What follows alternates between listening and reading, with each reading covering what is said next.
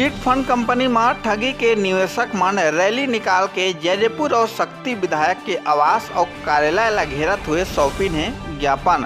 आप मतलब बता दें कि चिट फंड कंपनी गिरोह के जाल में फंसे निवेशक मन शनिवार के नेता प्रतिपक्ष छत्तीसगढ़ विधानसभा और स्थानीय विधायक डॉक्टर चरणदास महंत के नाम ज्ञापन सौंपिन है और चिट फंड कंपनी के मुद्दा ला लेके विधानसभा में उठाए के मांग करीन है। गृह निवास में नहीं रहे के कारण परिजन लही ज्ञापन दिन है। एति जयदेपुर विधानसभा के विधायक बालेश्वर साहू ला ज्ञापन देहे पहुंचिन, लेकिन विधायक महोदय जी के नहीं रहे के कारण कार्यालय में मौजूद स्टाफ ला आखिरकार ज्ञापन देना पड़ी।